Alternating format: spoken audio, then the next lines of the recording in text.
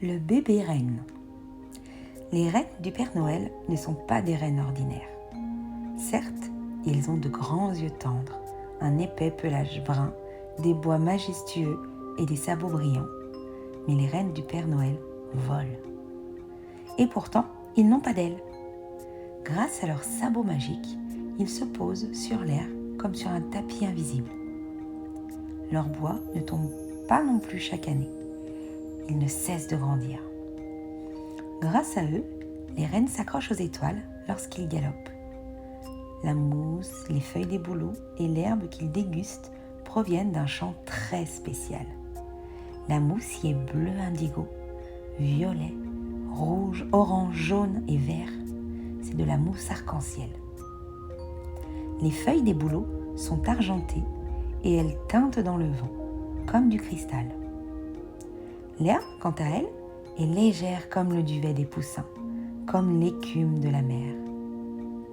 Chaque soir, le Père Noël passe un grand moment seul avec ses rennes.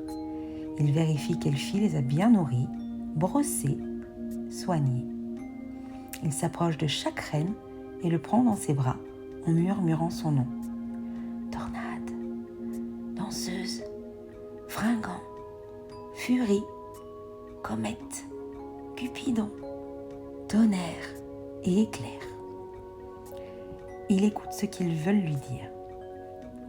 Il les laisse lui lécher l'oreille et lui grogner des secrets dans leur langue à eux, qu'il comprend parfaitement puisqu'il passe sur leur pelage un chiffon magique comme un morceau de ciel pour qu'ils gardent le don de voler en attendant Noël.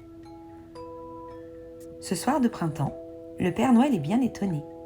Un bébé renne tout juste né se blottit contre Danseuse. « Danseuse, mais tu ne m'avais rien dit et je n'avais rien remarqué. Te voilà maman !» Le Père Noël danse comme un gros pantin joyeux en chantonnant « Un bébé renne, un bébé renne !» C'est la première fois qu'un bébé renne naît au pays du Père Noël. Les uns derrière les autres, les rennes viennent mordiller et lécher le bébé pour lui dire bonjour. Remarquant que le bébé renne n'était pas tout brun, qu'il avait une grande tache de poils blancs en forme d'étoile juste au milieu du front, le Père Noël s'écrie « Bienvenue étoile, tu seras notre bébé renne à tous, nous allons te chouchouter !» Mais voilà le 24 décembre, et Danseuse a bien du mal à quitter son petit.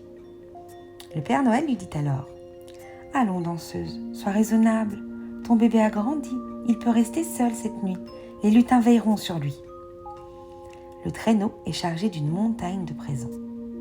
Le Père Noël annonce « Les lutins, ficelez-moi tout ça, il y a vraiment beaucoup de cadeaux cette année. » Le grand homme vérifie l'attelage. Il donne une friandise à chaque reine, puis il monte dans le traîneau, lance la poudre magique autour de lui et s'écrie d'une voix profonde « En avant à travers le ciel pour la belle nuit de Noël !» Curieusement, les rennes ne s'élancent pas. Ils s'agitent, reculent, cognent leur bois, ferment les yeux et secouent la tête. « Que se passe-t-il » demande le Père Noël. Il regarde le ciel et voit de gros nuages noirs. Impossible pour les rennes de trouver le chemin des étoiles. Le Père Noël est désespéré quand, soudain, il sent un museau humide se poser sur sa main et une petite langue rose lui lécher les doigts. Il tourne la tête et découvre Étoile, dont le front se met à briller d'une lumière puissante. Danseuse est si fière de son petit. Le Père Noël s'exclame « Heureusement, petit renne, que tu es né au printemps.